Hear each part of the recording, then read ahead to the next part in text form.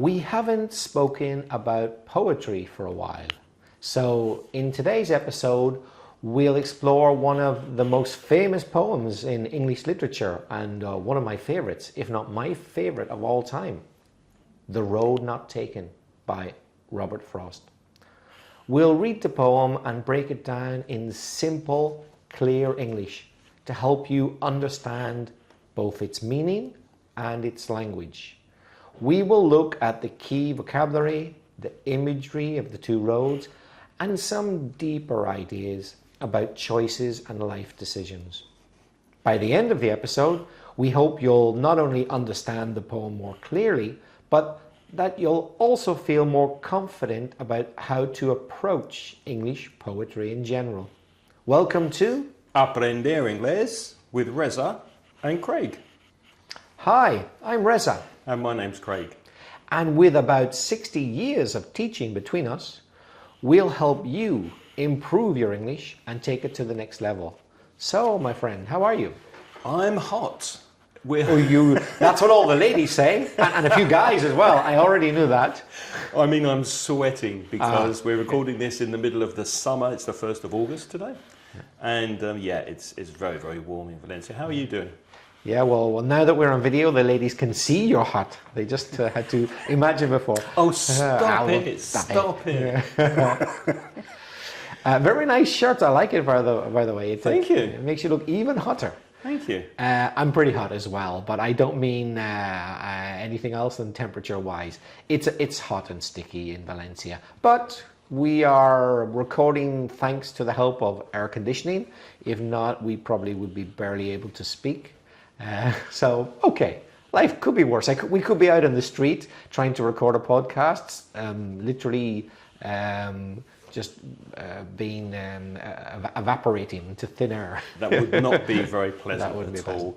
We're starting the podcast this week with some good news from Marta from Poland, friend of the show, who sent me an email with news about the exam she recently took, the Cambridge C1 Advanced English exam. And she says, well, what did she say, Reza?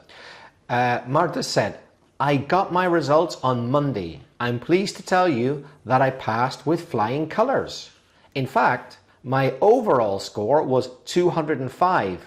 Wow. 205. That's a grade A at C2 level. That's because C2 level. All the Cambridge marks are linked up and they show you what you would have got in a higher level. She would have passed C2 easily. So you are much better than the average C1 student. You're literally a person who would pass C2, Marta. So fantastic. Well, here's an interesting point in that case, Reza. Would you advise Marta to continue on studying and take the C2 exam? Excuse me. Or would you say, well, look, you've got C2, the equivalent of C2 level on your certificate. It's not necessary to carry on. You've got grade A. What would you advise her?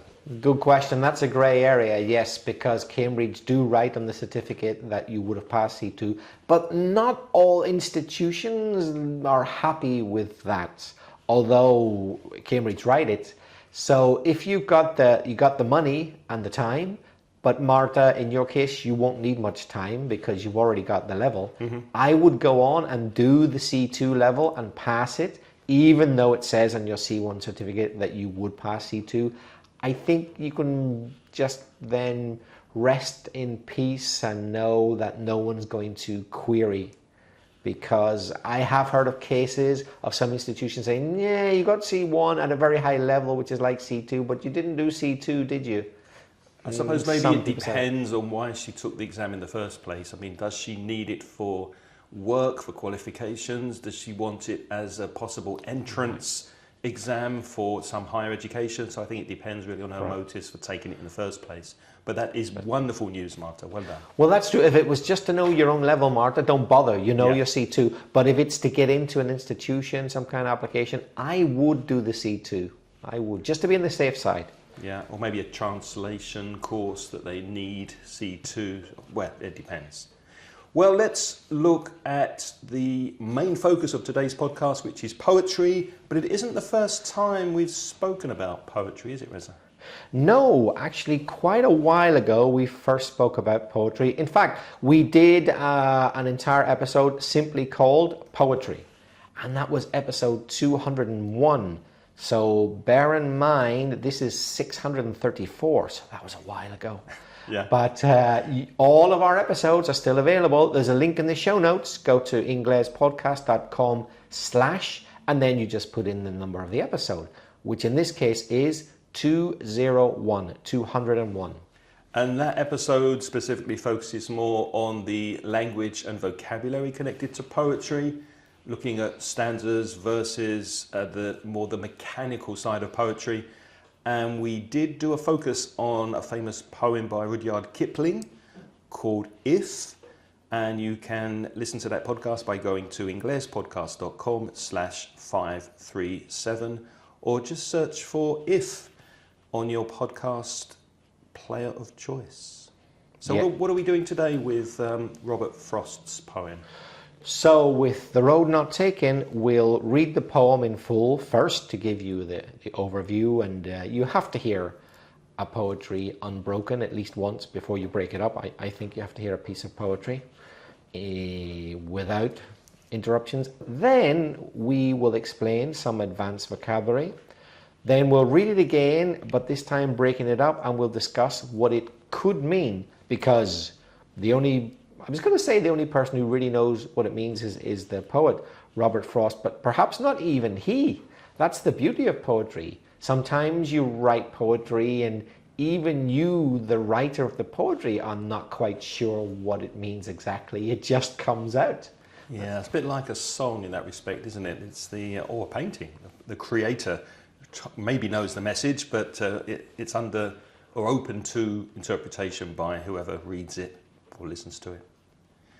So Robert Frost was born in 1874. He's an American poet, and he died in the year that I was born. That's interesting, 1963. So Reza, would you like to read it for us? We get a sense of what the poem is, Yep. and then we'll look at it more in detail. Yes, and having a non-standard British English accent, in other words, not Oxford, sometimes you can get a bit worried, a bit nervous about reading poetry, particularly if it's by English poets, because people are so they're so accustomed to hearing it with an English accent. But I don't feel that at all with Robert Frost, because he's American. Right. So I don't have an American accent, but I think a Belfast accent is makes no difference between that and a Oxford English accent or an Australian or whatever. But I guess Robert Frost heard this in his head in an American accent. Let's remember. Are you going to read it in an American No, accent? I'm just going to read my accent. Mm-hmm. Okay, Yeah, go ahead. But if it were Shakespeare, I would think, oh, Shakespeare, you're used to hearing that in posh Oxford English accents, That's the tradition. But not Robert Frost. Here we go. Two roads diverged in a yellow wood, and sorry I could not travel both, and be one traveller. Long I stood, and looked down one as far as I could, to where it bent in the undergrowth. Then took the other, as just as fair, and having perhaps the better claim, because it was grassy and wanted wear. Though as for that, the passing there had worn them really about the same. And both that morning equally lay, in leaves no step had trodden black. Oh, I kept the first for another day, yet knowing how way leads on to way, I doubted if I should ever come back. I shall be telling this with a sigh, somewhere ages and ages hence. Two roads diverged in a wood, and I took the one less travelled by, and that has made all the difference. Very well read, Reza. Enjoyed that. Lovely. You can see the poem itself and the vocabulary that we're going to discuss now in the show notes to this episode, which is at inglespodcast.com/634. So vocabulary, Reza, it says at the beginning, two roads diverged in a yellow wood. To diverge is to take different directions, right? So it went in different directions in a yellow wood, or yellow, you know, it's a colour, and wood is similar to a forest. The difference is woods, WOOD, they tend to be a bit smaller than a forest. That's right, yeah. It's a small. You wouldn't think of a wood as being very, very extensive. Yeah, you could walk through a wood, whereas a forest, you might be able to walk through a forest, but some forests. Well, think of the Amazon rainforest. You certainly can't walk through that, can you? You couldn't call the Amazon a wood. And you hear the collocation forest fires, but not wood fires. No.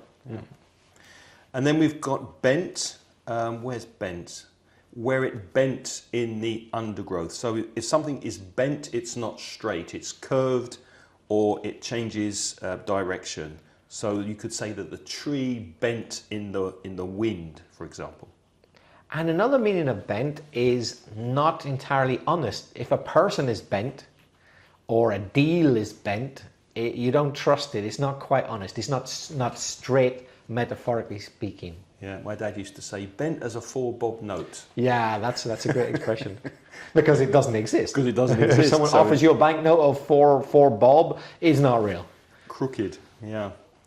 And also we've got the word undergrowth, the undergrowth, to where it bent in the undergrowth. Undergrowth, small plants, bushes that grow kind of under trees in a forest. So sometimes there's a path, but you can't really see the path because there's foliage or green plants or weeds or grass or something growing on or near the path. So that's the undergrowth. It grows under the trees. In the next verse, we've got the word fair, F-A-I-R, because there's another word fair, which is F-A-R-E, pronounced the same. But this one is pleasant, attractive, or looking good. Think of the very famous film, My Fair Lady. Yeah, she's a pleasant, lovely, attractive, good-looking woman, My Fair Lady. So that appears in the first line of the second verse when it says, then took the other as just as fair. The other road, so it's just as fair. It looks just as good as the first road he looked at, so he took the second one. And he describes that road, he goes on to say, and having perhaps a better claim, because it was grassy and wanted wear. Now here's where, if I did have an Oxford English accent, I would say, because it was grassy. Grassy. But I don't. And no one in Belfast ever says grassy like that. And if you're from the north of England, it's grassy. Grassy. Grassy. That's a grassy roll, that.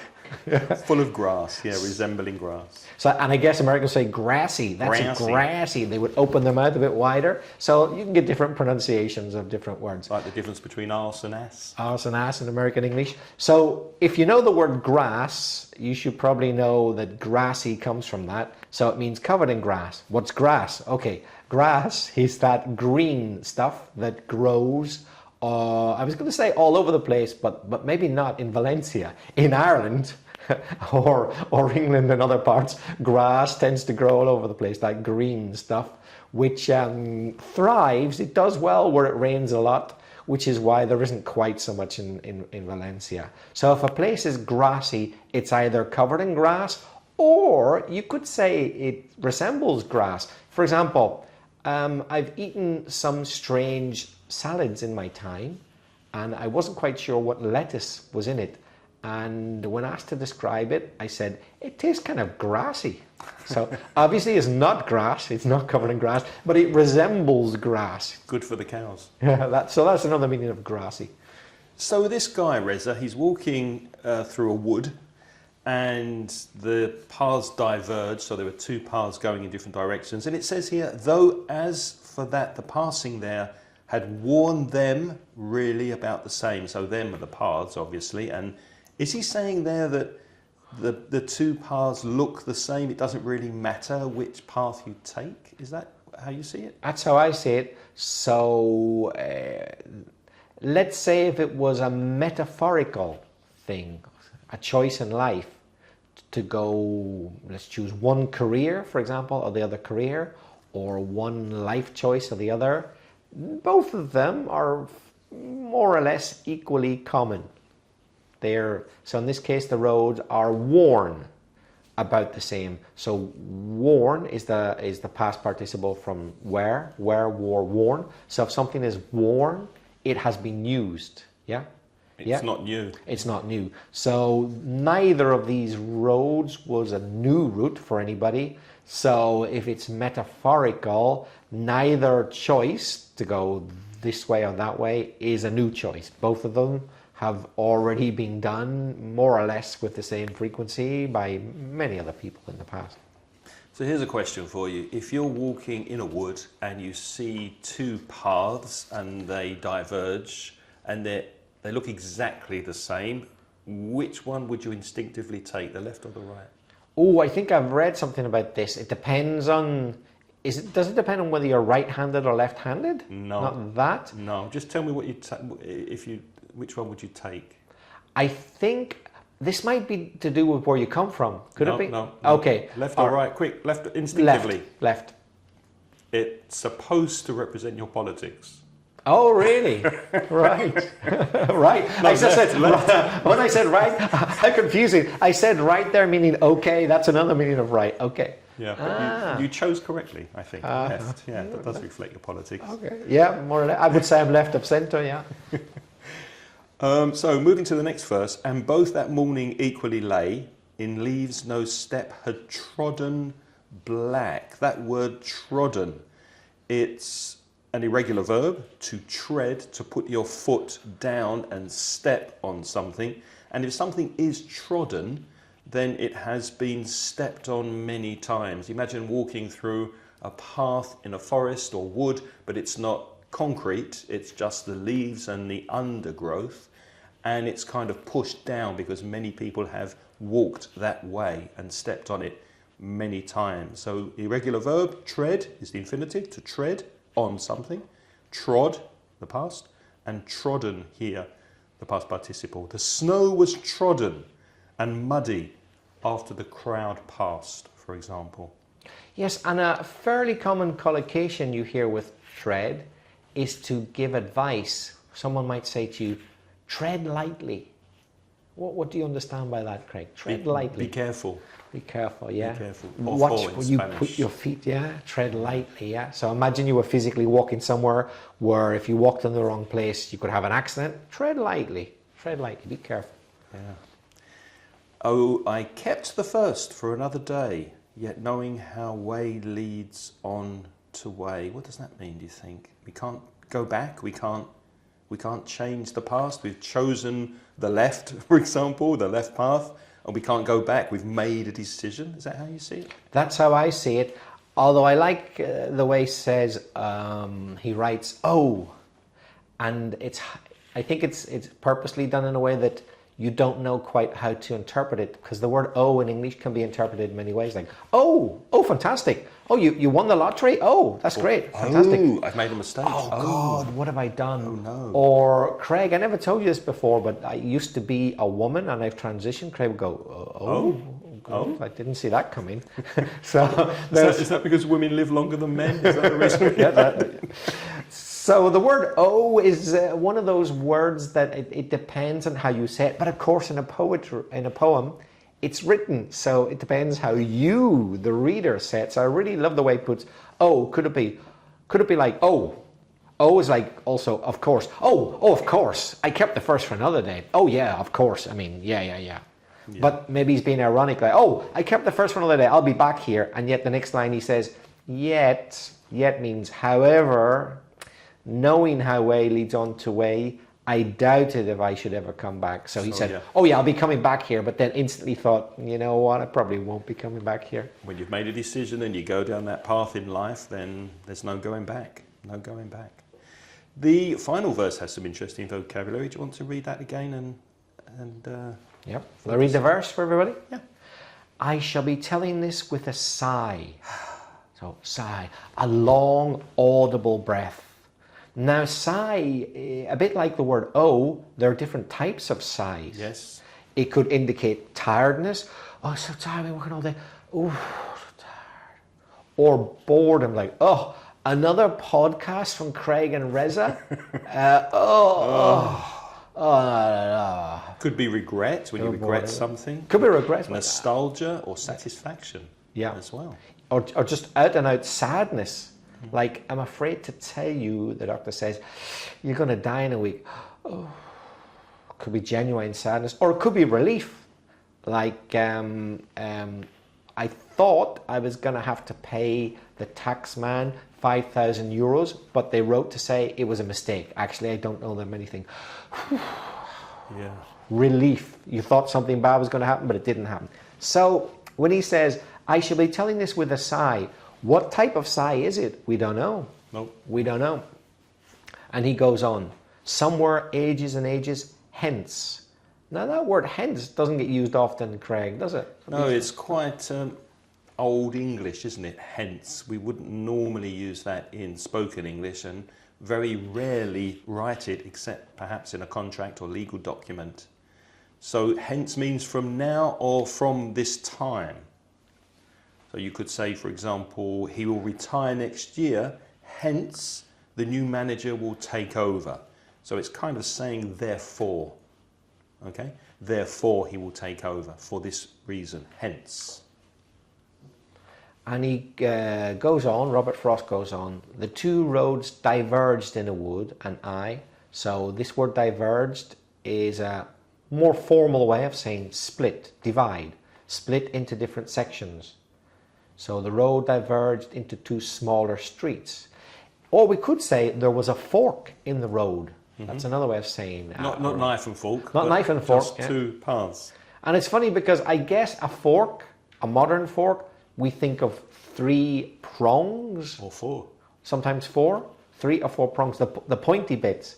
But a fork in the road usually refers to just a division into 2, doesn't it? Yes. So if a road has diverged, there's a fork in it. It's split.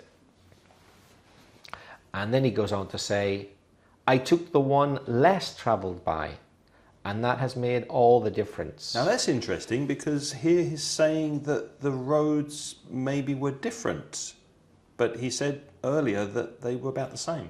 Yeah. So we're left with ambiguity, aren't we? We're not quite sure. He said, to be very specific, his words were, let me see, and both, where is it? And both that morning equally lay. No, hold on. He uses the word about the same. Where is it? Yes. Though as for that, the passing there had warned them really about the same. About. He didn't say the same. Exactly the same. Every word had warned them really about the same. But how important is that word about? So they're not exactly the same. Yeah. Okay, they may be similar, but they're not exactly the same. They're about the same, which doesn't mean exactly. So there was one more travelled than the other, you could say. A little, perhaps, but that little bit might be all the difference. Who knows?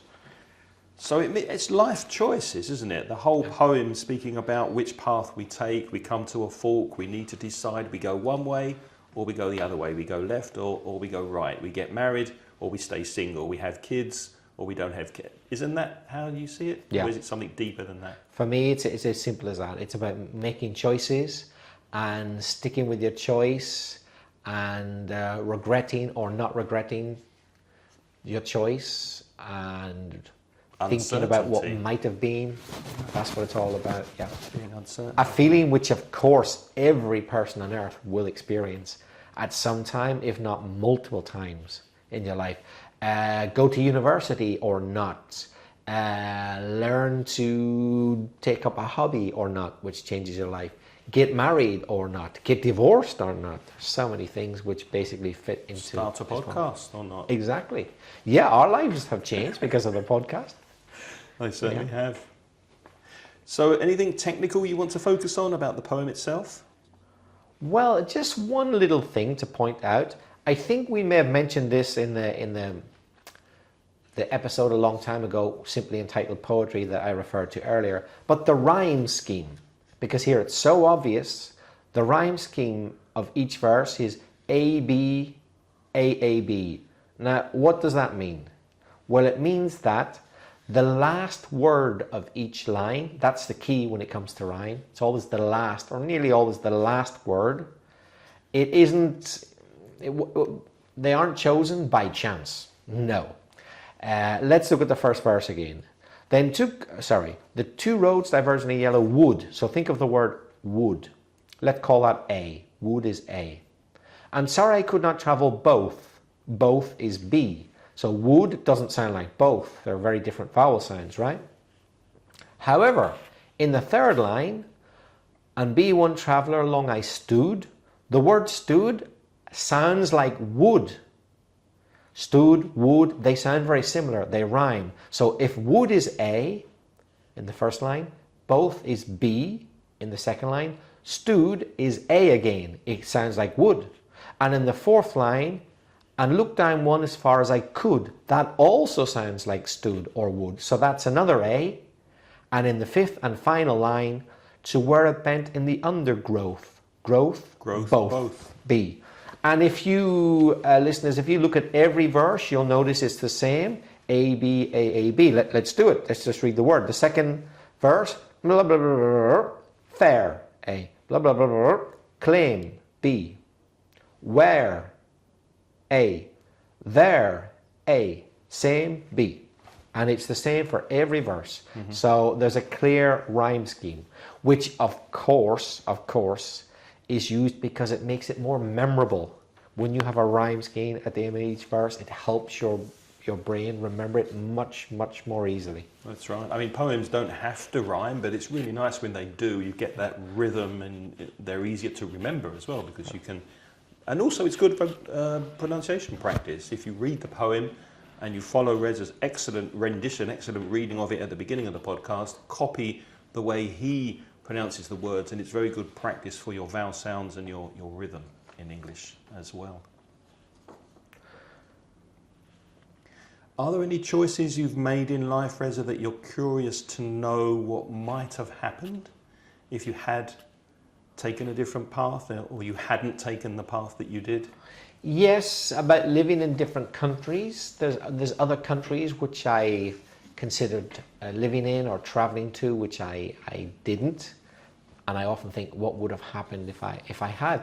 For example, when I was young, when I was in my early 20s, I can't even remember exactly why, but I really had a fascination with going to live in Portugal.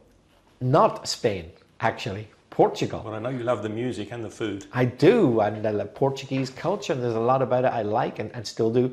But I ended up in Spain. I was also very interested in Spain, but Portugal was what I had most in mind, but I ended up in Spain. And I took the other road, I guess. The road not taken. But in my case, the road more traveled by. More traveled. To be honest, more Brits and Irish people go to Spain than Portugal. So I took the road more traveled by. That's right.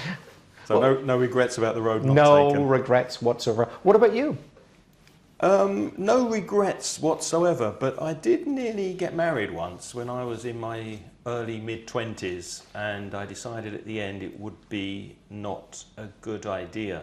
So I decided not to get married, and I decided quite late as well, because we'd unfortunately already made some wedding arrangements. It was a few months before the wedding, which was a very tough, a very hard decision. I think it was the right decision. As I say, I don't regret it, but I do regret not having taken it earlier.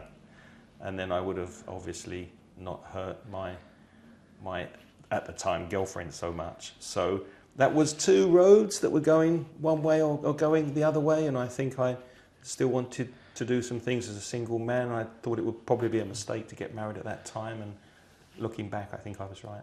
And Craig, then, imagine the last verse referred to that decision you've just mentioned in your life. What about the sigh, when he says, I shall be telling this with a sigh, ages and ages, and hence, what about for you? If you were to tell that story with a sigh, would it be tiredness, relief that, wow, oof, I nearly got married thanks to it, sadness, what if I got married to that girl? I know you ended up getting married to a different girl, but imagine something else. What would the sigh be for you if you were telling that story? Curiosity.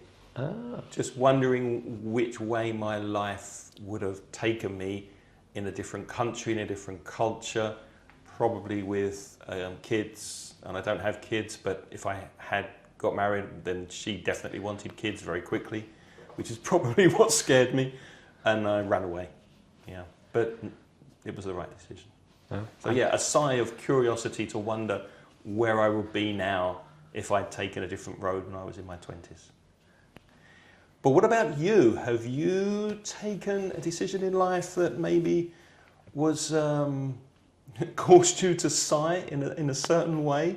Why don't you tell us about it? The road that you took was probably more trodden, perhaps, but what do you think? Why don't you send us a voice message and tell us about it? If you had taken a different path, how would your life have evolved differently? How can people contact us? Well, to leave that voice message, you can leave it at speakpipe.com/Ingles podcast. There's a link in the show notes. Or if you prefer, you could write. Perhaps that might bring out the more poetical side of you. You could write. You don't have to make your words rhyme. No, they don't have to rhyme. That's pretty tricky. But if you want to, go ahead. You could write to craig@inglespodcast.com or belfastreza@gmail.com, or both. Why not? Write to both of us. And if you're a Spanish speaker and you want to improve your English with free and paid resources, visit the Mansion Ingles website at mansioningles.com. And for paid products, you can browse the online store at store.mansioningles.net. And that's a decision you definitely won't regret, believe me, as it helps your English. There's another decision you could take, and that is another road you could follow or not. Do you ever ask yourself, oh, if only I could understand every single word Craig and Reza say in the podcast? Because you probably don't. That's normal. Don't worry. It isn't strange that you don't understand every single word. If you understand 60, 70, 80%, that's fine. But if you'd like to know what every single word is, well, why don't you join the Patreon program? That's Patreon. And as a Patreon member, you'll receive the full audio transcription by email every week so that you can read every word that we say. Also, you'll get a monthly invitation to join Craig for an informal chat on Zoom to practice your speaking. If you're interested, have a look in the show notes. It's patreon.com/Ingles podcast. Yes, we had a lovely meeting on Zoom last week, and it was wonderful to see people who got back in touch after not studying with me for a while. So it was a really, really nice Zoom meeting last time we met. So come along next time. There'll be another one very shortly. We'd also like to welcome our most recent Patreon supporter. We unfortunately can't say all of your names. There just isn't time. But many, many thanks to Alexandra Jurczak. I'm really sorry, Alexandra. I've butchered your name. I don't know how to pronounce it. How would you pronounce this? I'm guessing Alexandra's Polish. Jurczak. I'm guessing. Jurczak. Is that right, Alexandra? Friend of the show and lovely person, Alexandra. Thank you for joining the Patreon program. What's next week? Next week, we're going to talk about advanced modifiers for comparatives and superlatives. So that should be better than ever, that episode, I hope. Better than ever. Superlative. No, comparative. Join us next week for a touch of grammar. Thank you for listening this week. It's been a pleasure to have your company. Until next time, it's goodbye from me. And it's goodbye from me.